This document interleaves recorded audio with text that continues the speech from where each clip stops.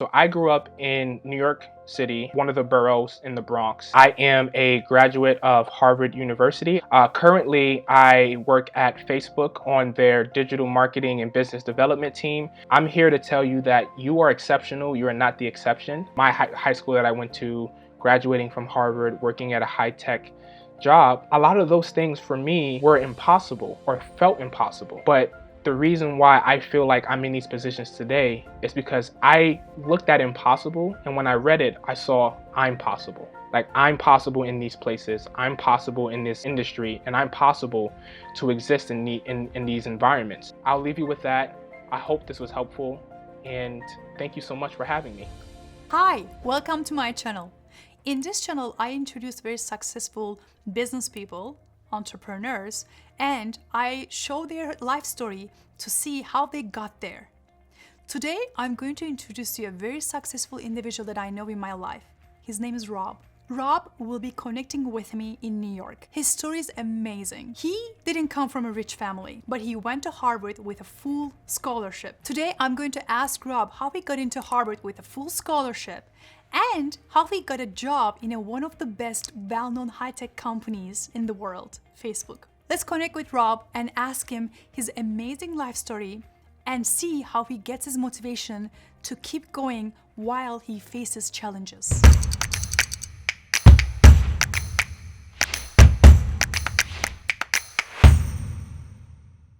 Welcome to Career Movers channel. I introduced you very briefly, but would you mind introducing yourself? Hello, everyone. My name is Robert Rush. My preferred gender pronouns are he, him, his. I am a graduate of Harvard University. I got my degree in socio-political theory and African American studies. Currently, I work at Facebook on their digital marketing and business development team, where I help businesses large and small leverage Facebook to grow their marketing portfolio and leverage it to grow their business as well. I attended boarding school in Massachusetts, but I'm from New York, and definitely we'll talk about that at some point. But it's a pleasure to be here and excited to meet you all. You have an amazing education and career journey from 100% scholarships in Harvard all the way to Facebook. But before we talk about your college years, can you take us to your childhood and tell us where did you grow up in United States? Well, first, I want to just give a shout out to my mom, because none of this would be possible if it wasn't for her. It is because she is that I am. So shout out to mom. And it's a great segue into where I grew up. So I grew up in New York City, one of the boroughs in the Bronx. And the Bronx has a reputation that widely precedes itself, and it's not the most positive. The Bronx is an area known for having one of the largest rates of poverty, food insecurity, lack of resources, lack of access in the United States. So you can imagine that coming from a place like that, there were a lot of things that my mother and I had to do to navigate life. And part of that was constantly moving around. You know, I tell people, and this is a true fact, that before I entered the third grade, I had moved between 5 different schools in 2 different states, which basically put me no longer than 1 year in any given place. So, you know, I kind of think of myself as a nomad in a lot of ways, which has its benefits and has its disadvantages as well. But what I love about my background is that it enabled me to get a holistic perspective on life, especially given where I sit now. And, you know, I've even moved back to New York, albeit in different circumstances. So it kind of feels a really full circle in a lot of ways where I sit at the current moment. But yeah, just to kind of touch on the Bronx a little bit more, it is a place that has, I believe, so much potential and so many seeds that have yet to be watered. So that's just kind of how I think about how I grew up. Rob, you say, I always want people to check their preconceptions and assumptions from others. Can you tell us more about this statement? Yeah, great question. And it's related to the previous one in terms of change, right? So if you think about preconceptions that we have, where do they come from? Throughout human history, we were taught to assess differences or abnormal interference into our environment with a level of hesitancy. And that's because, back in the day, I mean, way back, like when we were first learning how to walk, there were a lot of threats around us, and we had to be able to discern things very quickly. With society and technology evolving, one thing that hasn't evolved is the way in which we still bring that level of preconception to things that we do. And we've kind of socialized that as well in terms of how we see people. So I always ask people to check their preconceptions, because if you walk into a situation thinking that you know how somebody is going to act, respond, or be, it may limit you from really getting to know their full selves, and also allowing you to expand how you see people and places in the world. I know I definitely had a lot of preconceptions before I went away and left my home in New York to go to school in a different state. And it opened my eyes to people of different races, different nationalities, and different lived environments that not only were different from mine, but also had a lot of similarities too.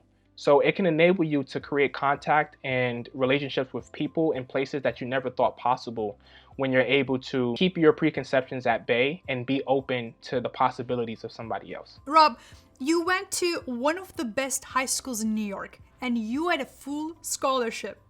You survived there alone because you knew how to tie a tie, wash your own clothes, while your classmates were having trouble, and you helped them all the time. You mentioned to me that before that, it gave you something that money can never buy, and these matter in social capital.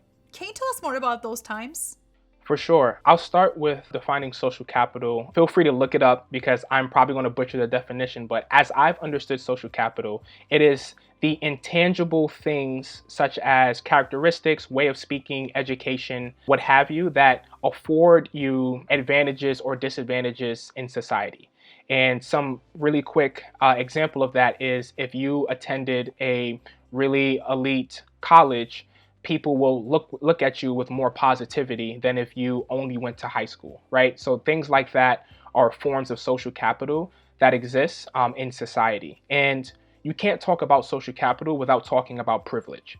And I'll just acknowledge that as I sit right now, I have an immense amount of privilege because of the education that I've received, and the way in which I've been able to leverage things in my life to get to the point that I'm here now. So I'm not ignorant to the level of privilege that I have speaking to you all, but I didn't always have the things that I have now, the privilege that I have. And part of that really speaks to my experience in high school. Again, I come from a low income area, low income family. I've never known wealth before, or what it's like to have a ton of resources around me.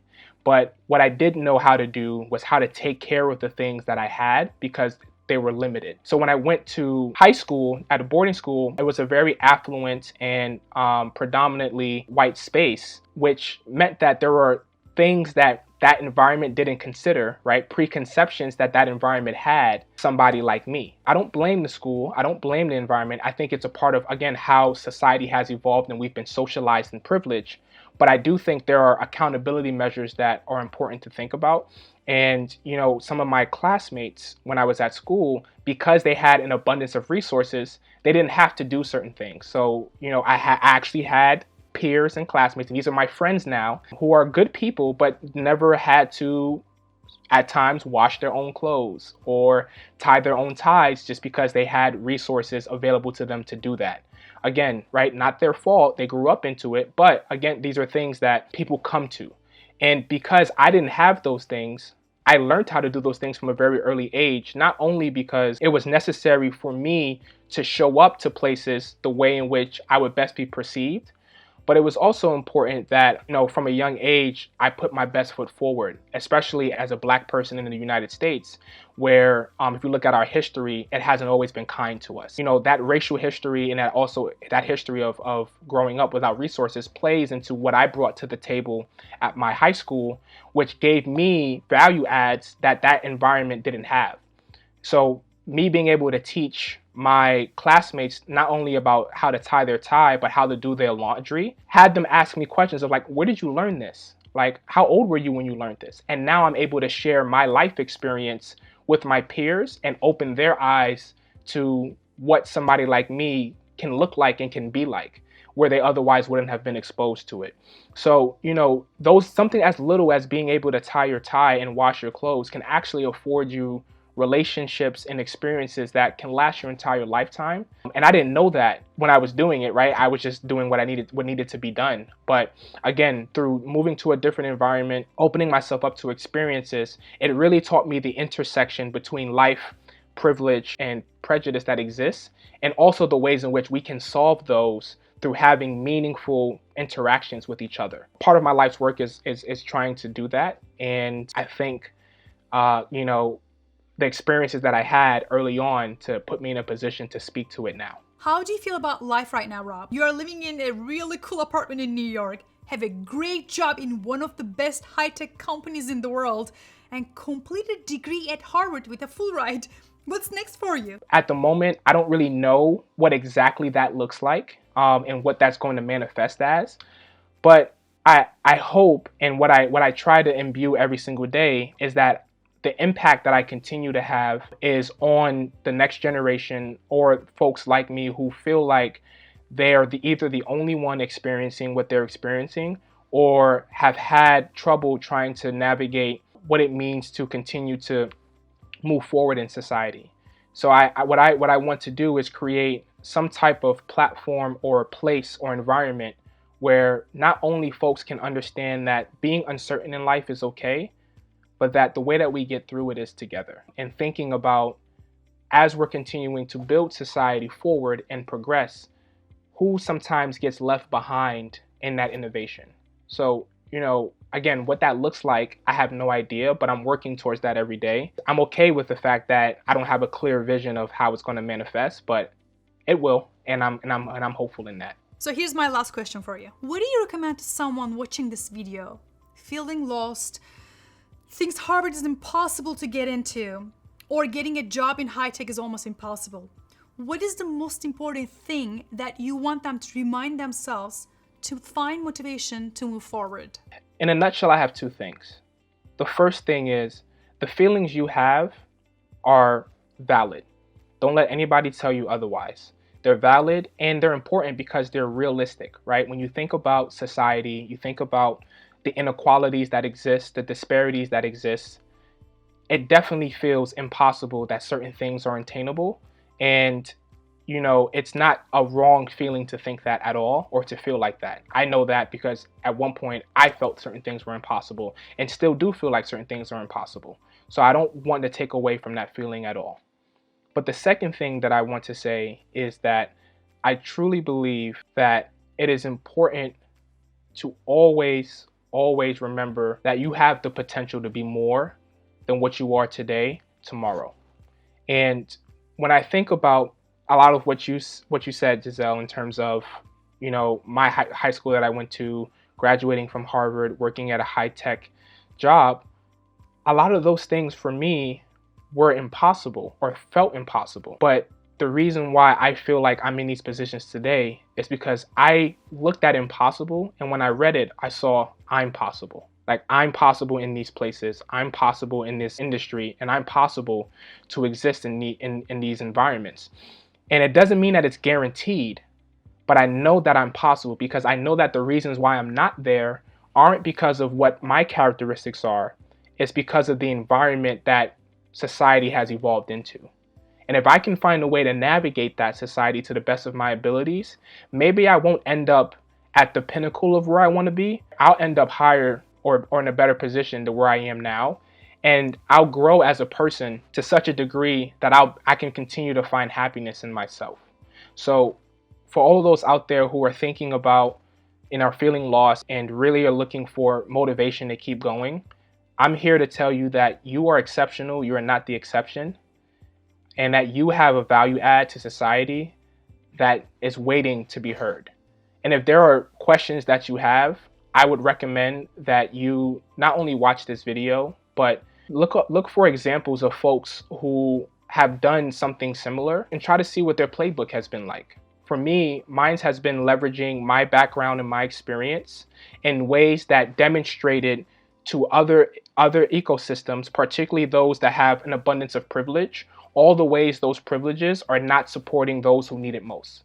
And that has been my way of being able to navigate those spaces, bring something meaningful to those spaces that, frankly speaking, they want, but also helps others at the same time. And leaning on folks to ask for help. Even a lot of my friends that I talked about, the ones that I taught how to tie ties and wash their clothes, I've asked them for help in situations because of things that I didn't know, and they were more than willing to give them because they understood that it was meaningful for them to help me in that way.